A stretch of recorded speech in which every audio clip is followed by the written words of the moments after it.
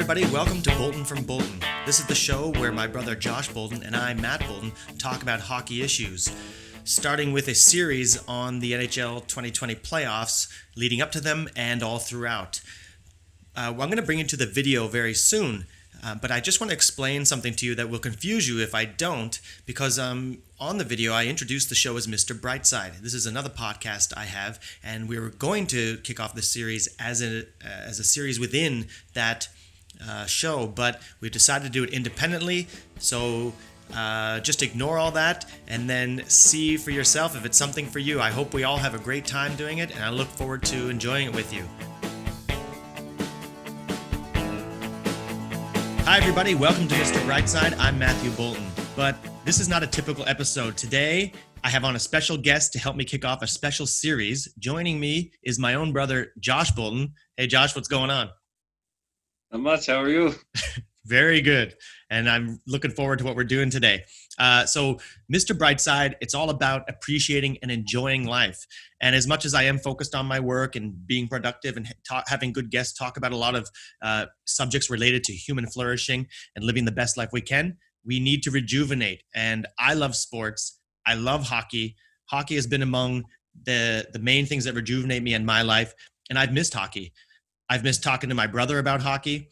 And I'm always jealous of these guys. When I'm watching these little clips on the podcast, they go on podcasts and make a living just talking about issues going on, the playoffs coming up, and just talking about hockey. It's like, well, my brother and I do that all the time, but nobody listens to us, right? We do it for our own entertainment, and I always enjoy doing it with them, talking about the storylines, the teams, the players, incidents, etc. And I know a lot of you guys do that with your friends. You talk all about it, you argue, and you debate on everything, and you likely think you have some pretty good opinions.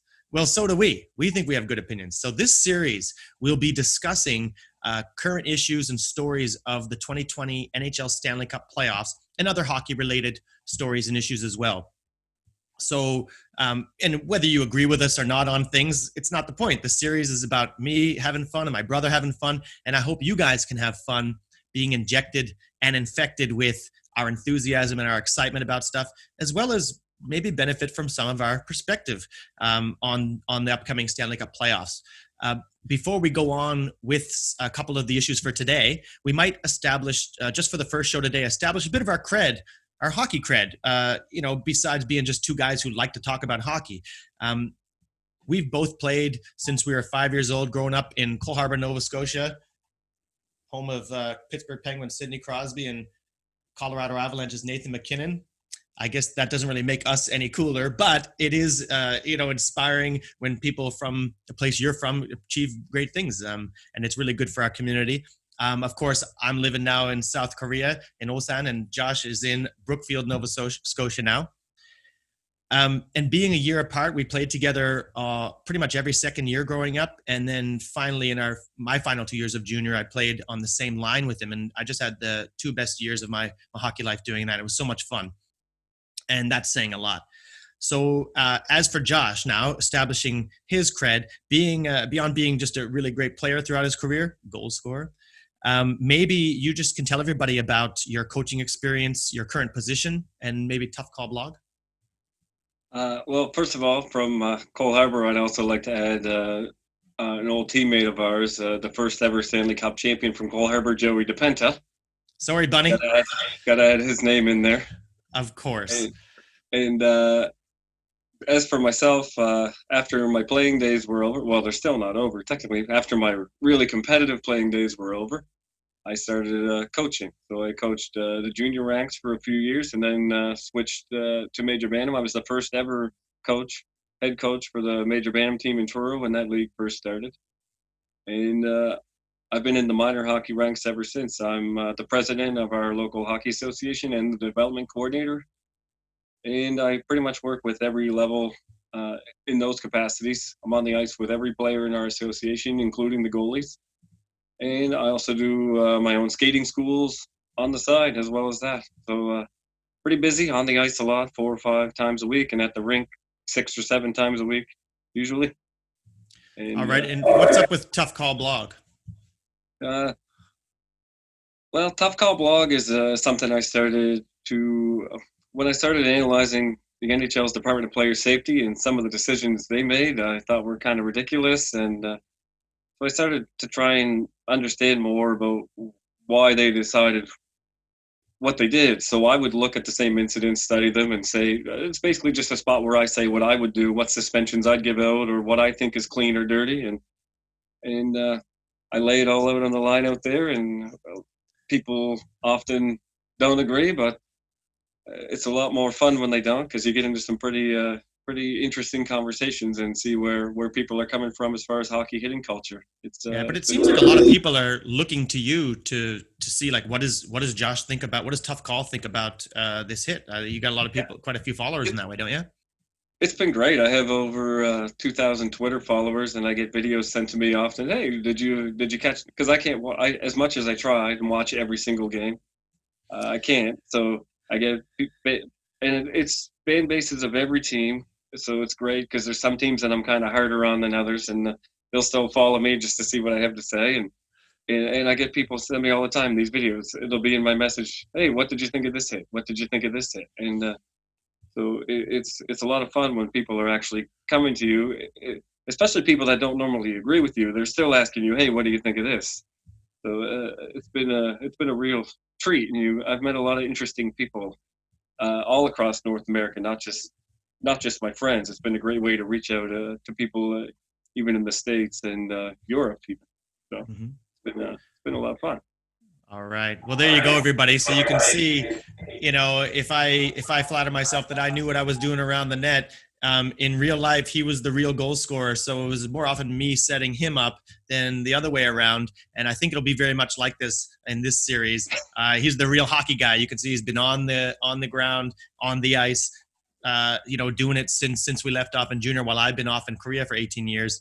But I, really paying attention and enjoying hockey, still playing here too as well. Anyway, there it is. I'm sorry to take a little bit too much time introducing ourselves on the first show, but you gotta know what you're dealing with here. And I hope you guys are ready to join us as we go along. Let's dive into a few of the topics for this episode. What have we got there, Josh? I don't know. Maybe I'll start. What's the first one? I don't know. What do we got? I'll tell you. I'll start with this one. So one of these things that people are talking about is that I hear it all the time, with that there's going to be no crowds in the thing because of COVID-19. So there's going to be no fans in there. And how are the players going to react to that? And how are they going to be able to deal with it? What do you think of any of that? Well, I think back to I don't remember how many years ago it was, but there was some sort of media strike, some sort of an announcer strike, where the games were still televised, but there was no play-by-play commentary. I don't remember what that was about, that situation, but I do remember watching games on TV where there was zero play-by-play, and it was just the noises of the game. And so there was crowds at the time, and you could feel that atmosphere, but it was like there was no, it was like you were just sitting there at the rink watching the game. So I found that to be an unusual experience. I didn't hate it either way, because I wasn't really in love with it either. It was just how you had to watch the game at that time. Mm-hmm. But it was all natural. So what I don't understand, like NFL teams do this, and you can hear they pump crowd noise into the stadium to make it sound louder. There's already people there. I don't know why they would do that. And if there's no people there, to me, it's going to seem ridiculous to hear reactions. Like, actually, teams sent out, I could see on Twitter, there was some, I don't know who they sent them to, I can't remember, but there's like people could send in videos. They're asking fans, teams, NHL teams are sending this request form, asking fans to send in videos of themselves, like reacting to goals. And it even goes so far as to say, could you spend 3 seconds, like literally 3 seconds, no more, no less, making sounds as if you were anticipating a goal and then reacting to the goal. So I don't know how they're going to use that one, but I don't know how they're going to use these noises. But anyway, that's how detailed it is, that they're actually requesting fans make samples so that they can use them. So to me, like, it's just beyond ridiculous to me. Like, don't have noises. The game is going to be played. People that are going to watch the game are going to watch the game no matter what. Well, there's a few things in there already. One, you said that the NFL injected noise on top of real fans already? They pump in crowd noise on top of real crowds? Yeah, that's what some teams were accused of doing anyway. I have no reason to believe that they did not. Probably But the Patriots were accused of that, were they? Cheating or something? well, the Patriots are accused of a lot of things. Okay. And, okay, so I didn't know that was a real thing. The other one is when you brought up the idea of that when you watched and there was no play-by-play. I get that idea. That seems really like a quiet way to watch from our perspective. But of course, the players are not affected by that. They don't hear the play-by-play. So in that case, it was kind of not. It's the inverse of what might be happening here. Maybe not the inverse, but something different than what we're talking about now, where they just play the regular game and it's weird for the spectators. Here, it's going to be slightly weird for spectators that they won't hear crowd noise, but we are going to hear play-by-play.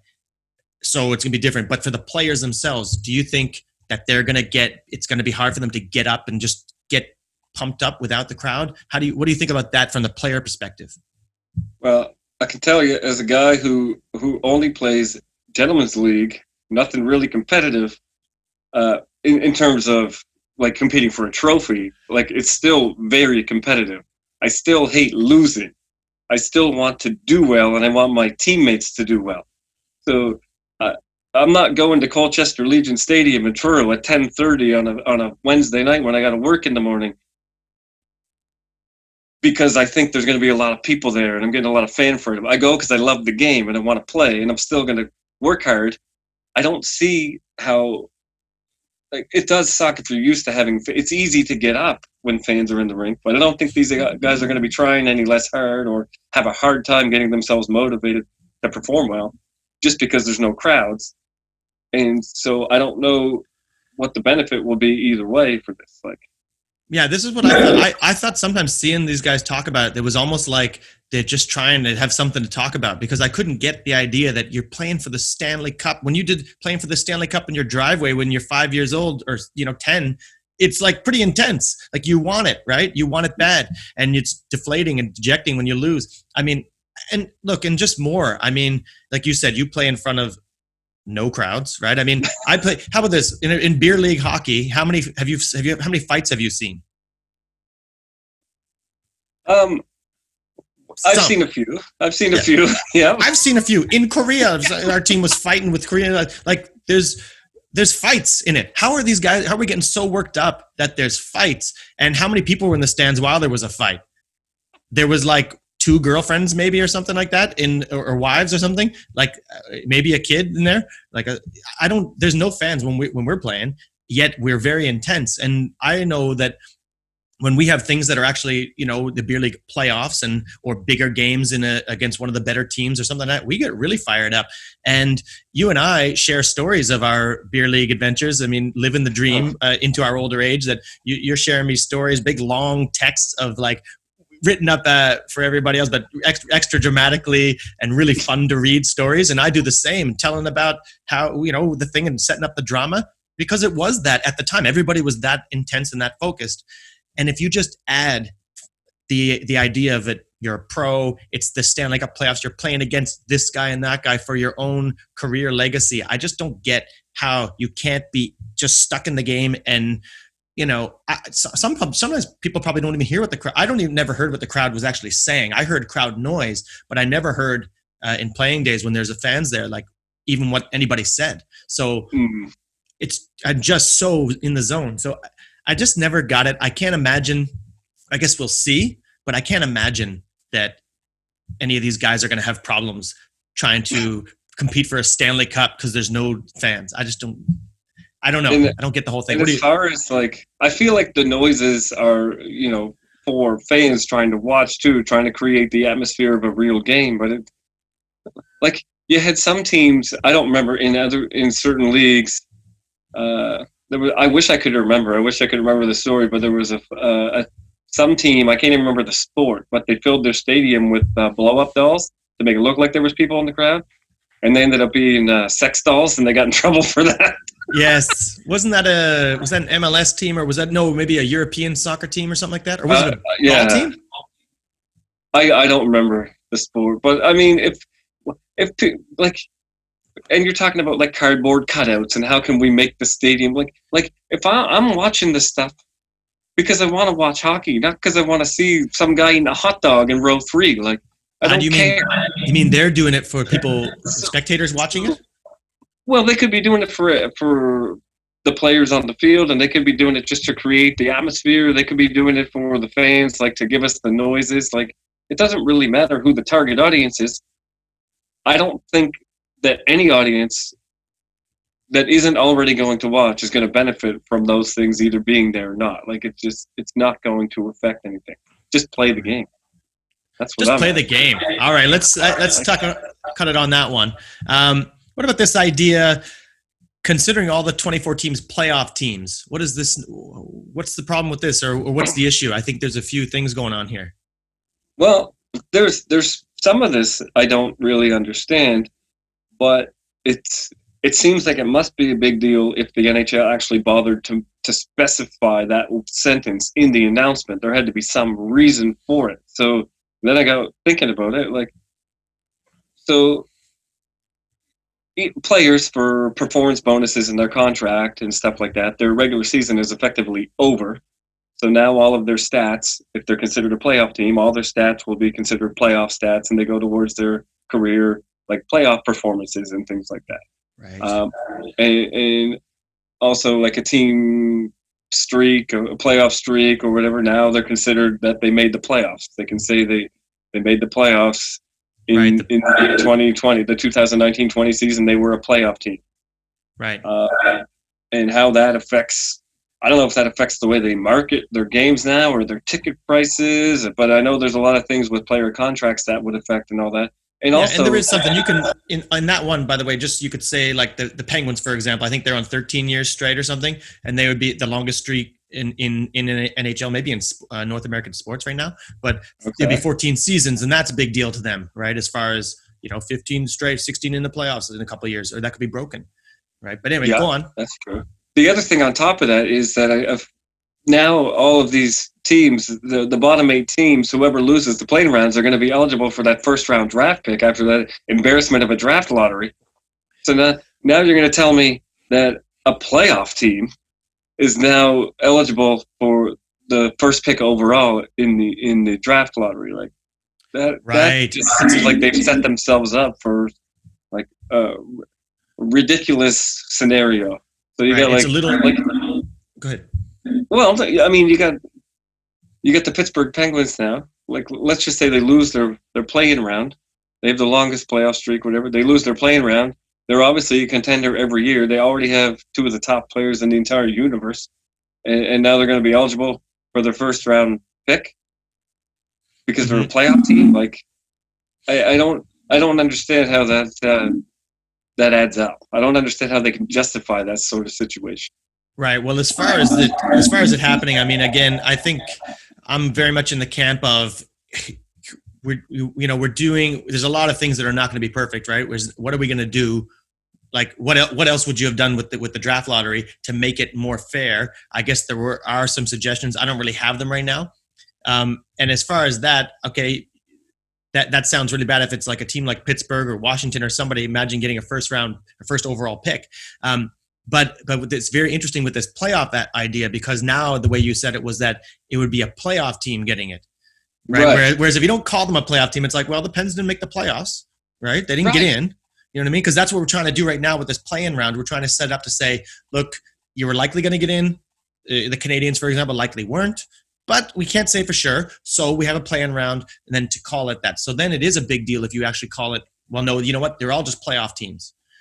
And then it becomes, and a playoff team's getting the first round pick. Because if not, then I could kind of get the idea that Pittsburgh gets one, because as I just said, they weren't a playoff team. They failed to make the playoffs. Maybe they could use the first overall. Yeah, right. But you know what I'm saying, right? I do. Yeah. Yeah. Now I don't like the idea that I know things are different, and I've been like, I'm really excited about this format. I don't care. I'm not I've wanted a March Madness style, like when Hockey Day in Canada comes on and there's 3 games in the same day, like all in a row, bing, bang, boom. And it's like, okay, this is Hockey Day. Like, it's like the Thursday, Friday, Saturday, Sunday of the March Madness tournament, where there's just game after game after game, and you're checking your playoff tree, and you're you're watching the end of 2 or 3 games at the same time, and they have them obviously staggered so that some games are in the first half, so that as soon as the game's over, boom, you get to watch another game. They're not all at the same time like the stupid NHL. Don't even get me started on their scheduling. There's 18 games in the league tonight, but they're all at 7:30 and they're all at intermission at the same time. It's ridiculous. So I'm really excited about this format because they have the schedule released and there's like a game at 12, 2, 4, 6, 8, 10, like boom, boom, boom. So you can you're not going to miss anything. No. But so don't get me wrong. I'm really excited. There's 24 teams. I'm not complaining about that. But I don't see why you can't still say, you know what? There's 24 teams because we need 16 to get our traditional playoff. So just because you're still playing now, if you lose, then you didn't make the top 16. You're not a playoff team. Seems pretty easy. The one problem I have, and I didn't occur to me till you said earlier about the playoff stats and all that, is if they're not playoff teams, what are these statistics? I guess they just don't count for anything. Like they're not regular season stats. They're not playoff stats. What are they? Well, they have stupid shootouts, don't they? What are those stats? They don't go towards anything. Exactly. They'll just be a side stat and say, in this playing round, I did pot 10 goals during this playing round and we lost or something, right? I mean, you could have that. If you want to be a playoff team, you want to guarantee yourself some stats, do better before this period of time. Yeah. I'm sorry. You're in a playoff battle anyway. You're going down the stretch. You're 1-2 games out and you're going to rally. Great. Rally. But rally now in a best 3 to 5 instead of the last 10 games of the regular season. What's the difference? If you don't win, you're not a playoff team. Go home. Mm-hmm. Oh, I'm down with the, you got to try to, we couldn't say that these people are in just because of the cutoff they're in. Like some people might have done something different. They might have not rested a person or something to try to get in. So I get all why we have to expand it out to further. I know you can't include my Red Wings in that. I know they were totally out. So you go to 24. Again, people could have made an argument for a little bit different on a lot of things, but overall, I think they've just done so well. But it is an interesting point about that stuff with the playoff stats versus whatever. But I guess they're no man's land stats. Fine. Really? I mean, like I said, I agree. The NHL has done a great job of putting this together. They have their 4 or 5 phase plan. They found their hub cities. They picked Canada. Good job. Very well done. And, a 24, like I said, I'm very excited about a 24 team sort of playoff format. But just for them to specifically come out and say these are all playoff teams, they didn't have to do that in my mind. That's what I'm saying. Have they done that then? They have, yes. Oh, they are playoff teams. I thought we were still talking about what if they do officially call them that or not. So there you go. All right. Well, all right, guys. Well, I'll tell you what, I think maybe that's like quite a bit for today. So what we'll do is we'll take on some more issues in the next installment of this series. We're just going to keep doing it all through the playoffs. I'm just loving this. It's like so much fun. And what I could ask from people here is obviously share this with people because the more people we have involved, the more fun it can be. And I'm also looking for questions. So in that way, it'll help as well. So please ask us certain questions about issues you want us to discuss on here, and we'll be sure to very likely hit them all. I can't imagine not doing it. And I think it'll be really fun to get interactive, and I'm just looking so much forward to doing this regularly. So thanks a lot, Josh, for coming on, and we'll be seeing you real soon about it. Thanks for having me. It's always good to talk to you, and especially when we can get on these tirades about hockey. All right, guys, we'll check you next time on the NHL 2020 series on Mr. Brightside. See ya.